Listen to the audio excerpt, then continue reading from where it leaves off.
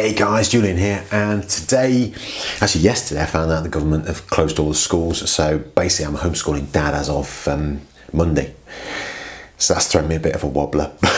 I had a little chat with the kids this morning. My kids, they're 7 and 8, and I explained that I'm going to go into town and get some books, some maths and English books, and we'll start homeschooling on Monday. Now, to say they weren't keen is putting it mildly. I got the classic one, like, oh God, we have to do homeschooling, sounds so boring, blah, blah, blah. So I thought, okay, here's an opportunity to experiment with a technique that I know it works on adults, but I was wondering, does it work on 7 and 8 year olds? And it's by a book called Instant Influence by a guy called Michael Pantalon. And I thought, I'll have a little go at this very simple 6-stage system that's really effective on other adults and also effective on myself, and just see if it works on the kids. So the first thing about it is you've got to emphasize that they have the choice. So when the kids are saying, oh, do we have to? So actually, no, you don't.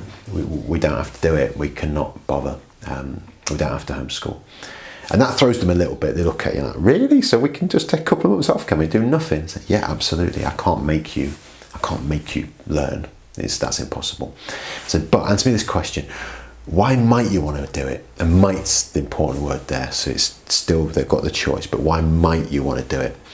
And they sit there, scratch their heads, look at each other, and then they start coming out with all these reasons why they might want to homeschool, why it will actually be beneficial to them. And you'll have to dig a little bit there with the sort of what else, and keep going. Probably, they reckon about 5 layers in. What else? I'm prepared to shut up as well. Ask what else and say nothing. So go as deep as you can there. Then you flip it a little bit and you say, okay, on a scale of 1 to 10, 1 being you're very, very unkeen and 10 being you're super motivated, how likely are you to want to do this thing, this homeschooling thing? And my kids came out with a 3 between them.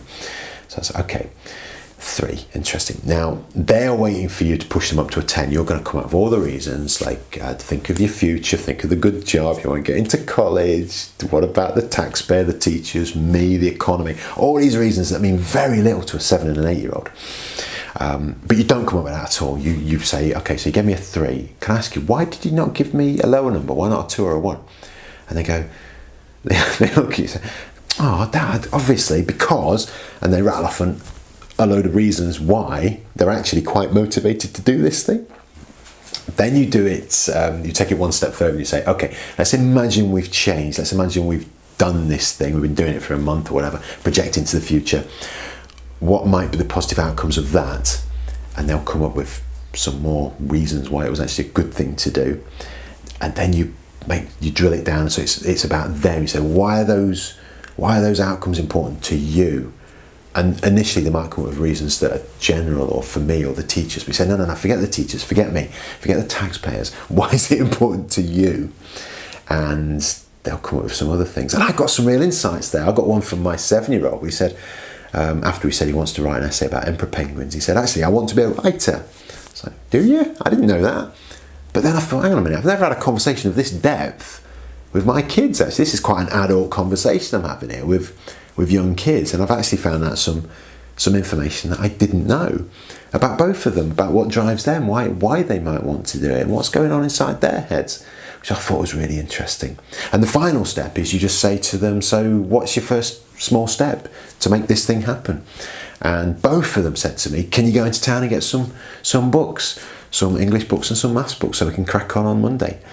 And I just thought, that, honestly, guys, it's almost like magic. It's like you go from these kids that are not motivated to kids that actually want to do something within a couple of minutes. I mean, the whole thing probably took 7 or 8 minutes. I think in the book he says you can do it in 7 minutes. So if you've got kids that are not interested in homeschooling or not interested in anything, or don't want to tidy their room up, or don't want to do whatever, I think it's a really interesting system. You've got to be prepared to be honest and say, guys, you don't have to do this. That might be where some people struggle, but it is true. You can't make kids do anything. If they sit in their room and refuse to come out, you can't make them do it. So it's actually, you're not blagging it, you are being honest. But I think it's a really useful system, so give it a go.